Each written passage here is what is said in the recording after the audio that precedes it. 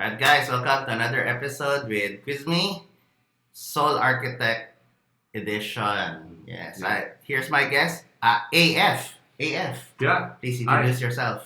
So hi, Adrian Formaran, Quezon City citizen, Solar Associate certified na. Alright, so certified, no? How did you get into AWS? Well, actually, during my graduating year, nagkaroon ng job fair sa amin in UP Diliman. Yeah. And funny thing actually, my small booth doon yung current company ko, which is Cascadio. Oh, Cascadio, yes. Yeah. So, nag-hire sila doon, pero parang simple booth lang siya. Ang unang impression ko was, hindi siya masyadong interesting. Like, it's just one of those companies that you would give your resume for. Pero there was one thing that caught my eye, which was yung problem nila, proof of work. Sakto, nung graduating year ko, ang thesis namin was on blockchain. Oh, blockchain, yes. So, parang sobrang apt talaga ng timing na biglang nagkaroon silang challenge. Kaya kinuha ko yung challenge. Sinop ko siya sa bahay, pinasa ko siya, and then the following day, the next thing I knew, my interview now. Wow, amazing. Yeah. You know, in Cascadio, they say there's a certificate wall, no? So there's a Oh, big yeah. wall of certificate. So your certificate is there. Yeah, right at the very top. Wow, very top. Okay. Alright, wow. Yeah, thank you. Alright, so as you know, the format is we'll have 5 questions. Are you ready? Game. Game. Alright. So let's start. Okay, so I'll read the questions and then you can answer.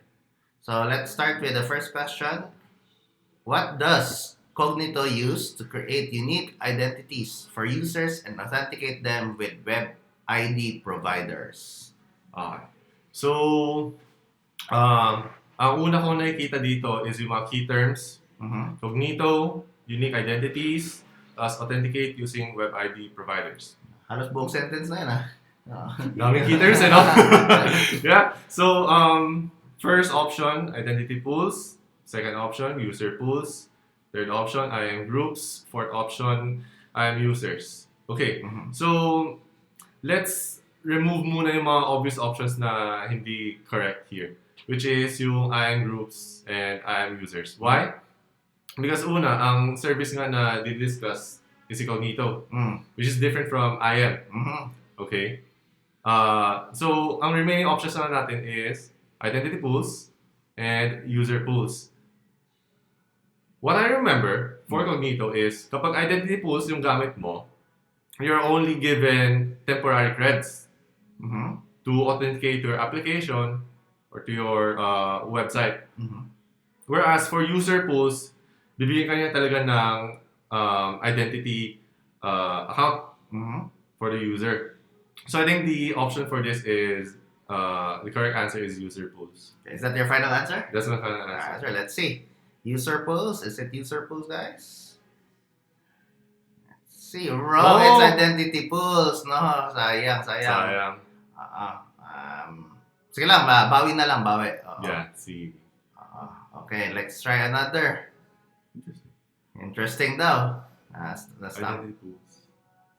Okay, sorry, it wasn't right, no? Next. Let's just see. Yeah. You have launched a NAT instance into a public subnet, and you have configured all relevant security groups, network ACLs, and routing policies to allow this NAT to function. However, EC2 instances in the private subnet still cannot communicate out to the internet. What troubleshooting steps should you take to resolve this issue? Okay. So again, key terms, may NAT ka, then na-configure mo na yung mga usual stuff mo, security groups, NACLs, routing policies. Pero, ang problem is, hindi makakonect yung EC2 instances. Okay. So, options. 1, configure all traffic to go out via the elastic load balancer. 2, enable source destination check on the NAT instance. 3, update route 53 to allow traffic to flow out of your VPC. 4, disable the source destination check on your NAT instance. Okay.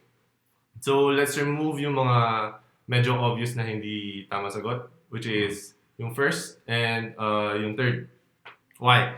Kasi yung first, it includes an elastic load balancer, which is technically, hindi naman siya yung parang nag-allow ng traffic outbound to your instances, from your instances. And then third, yung update route 53, medyo hindi rin siya related sa problem. So, yung mga remaining options na natin is enable source destination check or disable source destination check. For this question, I think yung correct answer is disable your source destination check kasi you were using a NAT to connect to your internet. Alright. Is that your final answer? Yeah, final answer. Answer. Number 4. That is correct. Alright. Okay, cool. Okay, let's go for the next question. This is a short one. Okay. What is the maximum long poll timeout? I think we're talking about here for SQS. Yes, or the simple queuing service of AWS. Maximum long poll timeout. So obviously, since long poll siya, bawal lang siya sandali. So, I think, well, options, we have 20 seconds, 5 minutes, 50 seconds, and 1 hour. I think for this item, 1 hour yung sagot. Sure ka ba? Or how confident are you on this question? 50%. 50%? Confident. It's either 5 minutes or 1 hour. May call a friend ka bang option na you wanna use? Or... Can we? Of course! And me. Sige. Pwede. Dit. Call a friend. Call a friend. Call a friend. No. Busy ba? Hello, friend. Yes. Hello. Can you read out the question again? Okay. So, friend, yun yung tanong ko here is, what is yung maximum long poll timeout natin for SQS? So, options are 20 seconds, 5 minutes, 50 seconds, 1 hour. Ang hula ko dito, 1 hour. But I'm also thinking kung 5 minutes yung sagot. I think mas matagal yung minutes. Kasi SQS pa rin naman yun. So, may message ka na hinihintay. So, seconds pa rin siya. So, yung close, may 20 seconds ba? May 20 seconds. Yung ganun. Okay. Okay, thank you, friend. Thank you, friend. Okay, maniniwala ka ba sa friend mo? Yeah, I think makes sense nga. Naalala ko na yung SQS should be relatively quick nga. So, 20 seconds yung final answer. Okay, final answer, 20 seconds. Correct! Ayun, okay. 30 seconds po yan, yes. Masyadong mahaba po for this purpose ang 1 hour. Baka ang ibig sabihin dito kung gusto mo yung longer time is yung longer time ng expiry ng XQS, no? Basically, how long pwede siya magstay, pero yung polling time, 20 seconds. 20 seconds. Long. Okay, next question. Magpasalamat ka sa friend mo, ha? Oo nga. Lilibre ka siya sa samgit mamaya. Wow! Okay yun, ha? Per the AWS Acceptable Use Policy, penetration testing of EC2 instances. Blank. Oh. Okay. So, yung mga options natin here may be performed by the customer against their own instances only if performed from EC2 instances. 2. May be performed by AWS and is periodically performed by AWS. 3. May be performed by AWS and will be performed by AWS upon customer request. 4. May be performed by the customer against their own instances without prior authorization from AWS. Okay. Ang funny thing here is, may nabasa akong before na update on the penetration testing. Meron nga, meron. So, hindi ko sure kung nag-reflect na ba siya dito. Or, ano yung nabasa mo?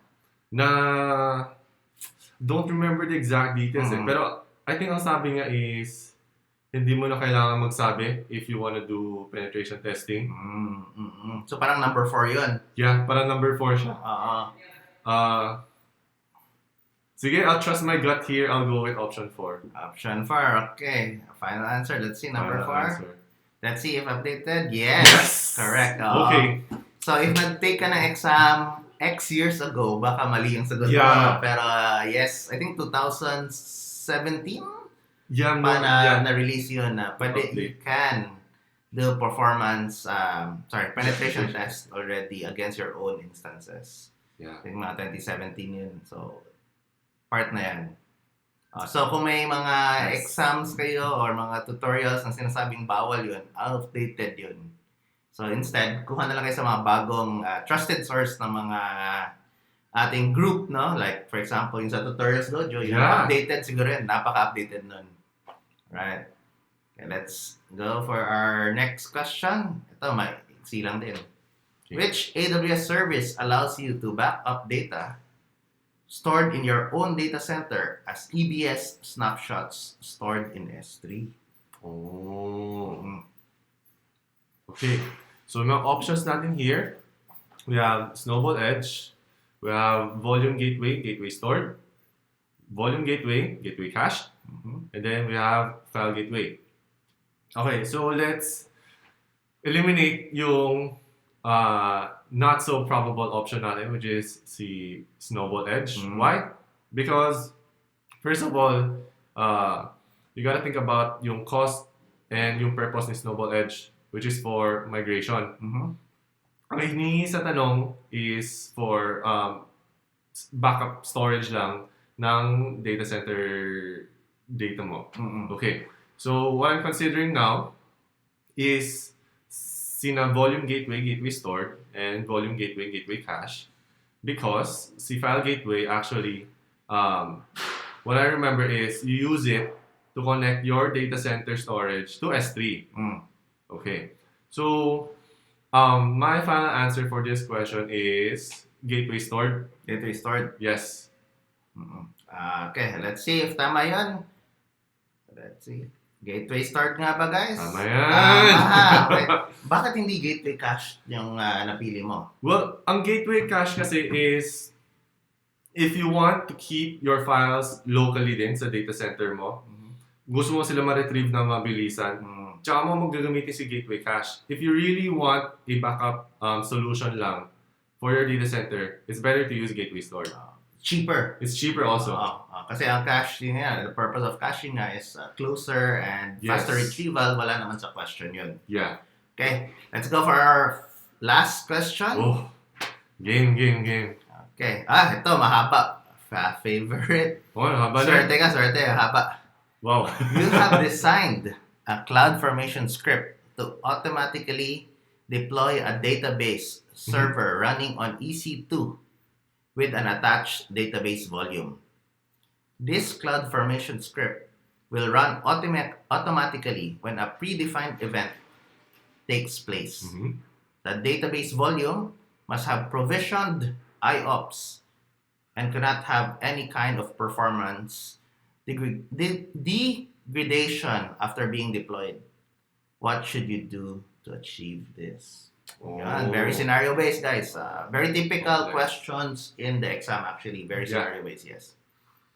Okay, so let's consider options. First, design the CloudFormation script to attach the database volume using S3 rather than EBS.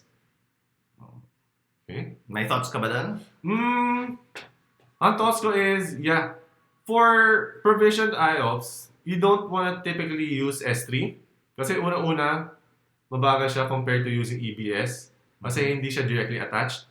And si EBS is actually optimized na for IOPS operations in AWS. Alright, sige. So, mukhang malabo, pero we'll see. Now, we'll go through all the questions. Options. Option 2? Design the CloudFormation script to use MongoDB. MongoDB is designed for performance and is much better than any other database engine out there. Thoughts? Okay, I'm not sure kung better than any other database engine out there nga siya. Pero, the thing with MongoDB is it is used for document storage, mga JSON. So, no SQL to.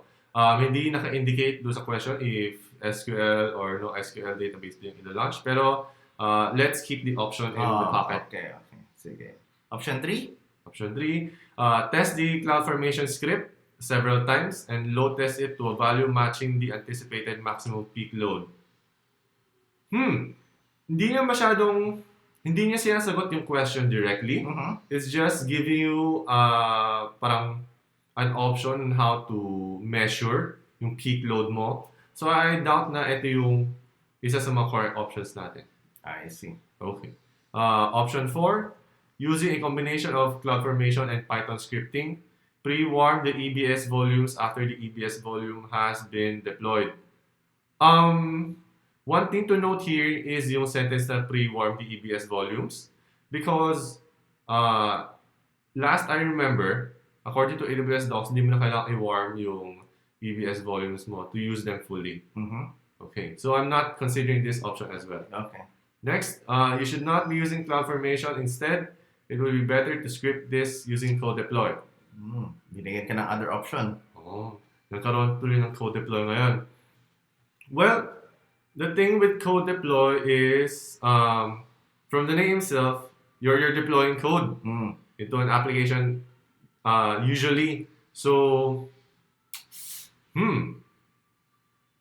medyo out of options. Okay, sige. Let's go back to the question of when it's very long like this, it's best to look for keywords. No? So what keywords are we looking at here at the question? So first, we have yung CloudFormation script. Next, deploy database server in EC2 with an attached database volume. So there must be a database in a sense, no? And next, ang nakikita ko is yung need for provision IOPS. So kailangan walang performance degradation after siya ma-deploy. Right. So if you will deploy a database server in EC2, essentially you want to use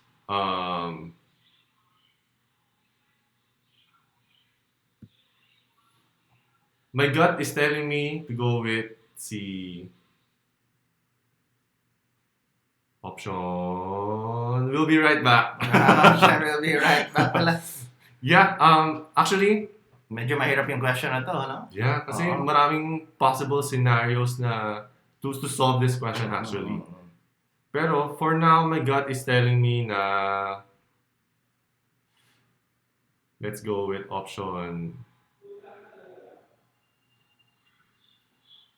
5. Option 5, code deploy. That's an interesting choice. Option 5. Why option 5? Why option 5? Technically, you can use code to deploy a database server through scripting, I guess. But I haven't tried that yet before. But it is a possible scenario. Ang isa ko pang kinoconsider ng option is actually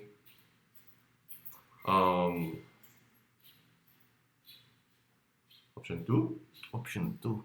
Weird, no? MongoDB. MongoDB. Pero malabo yan eh. It's not a priority option. We can also consider option 4. Pero ayun nga, you don't need to pre-warm EBS volumes anymore. Ako, I'm also a little bit confused, no? Ano kaya ang thoughts natin dito sa option 3? Ito ang load test natin. Well, actually, pwede siya. If you really want to know yung maximum peak load ng database server mo, you can use option 3. Kasi that's why we're using CloudFormation, so that it's repeatable, it's code as infrastructure. So it makes some sense, no? Actually, it does. Now that you're considering it, it does. Now, with all these thoughts, now how would you answer this? Especially if example, there's always time-based, no? Right. Do you go with your gut? Do you go with do you reread it out again? Usually, kapag hindi ako sure sa tanong, I always reread it. And after considering yung mga options natin, it does look like si option 3 yung best choice ngayon. And so, if time pa to, if a-flag natin to sa exam, now time sensitive na, mauubos na yung time. What would you pick now as your final answer? I think I would choose option 3. Yun yung pinaka-logical na answer na right now. Okay, let's see if option 3 nga ba, guys? Tingnan natin, option 3. Boy, nice work. Correct. Option 3 nga. Leveraging its infrastructure as code, no? Right. Wow, all right. You had a very exciting end question. Talagang buzzer beater yun. Buzzer beater. Okay. So, what would you give advice, especially to students? You know, you came out right after college, and now you're working in one of the premier consulting partner. Globally premier pa. Their logo is always there in reInvent. Cascadia and number one.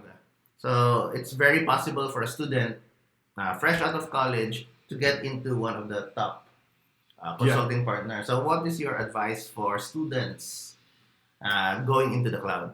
So what I just want to say is don't limit yung mga options mo out of college. There's always non-traditional routes like what I did. If you're willing to put the effort and yung time to pursue something that you're interested in, it's doable. It's doable talaga. Pero, ayun nga, for every dream, there's always effort. Kaya kailangan mo talaga mag-aral, kailangan mo mag-prepare, and kailangan mo ipatunay sa mga future employers mo na you have what it takes to do the work that you're expected to do. All right. Okay, guys. Don't forget those advice, especially the students. You can do it, no? Through education. Yeah. Education PH. All right. Okay, so thank you for watching. Yes. All right. Don't forget to always like, comment, and subscribe, and check out our Facebook page as well. All right. Bye, guys. Bye. Thank you. Thank you. Bye.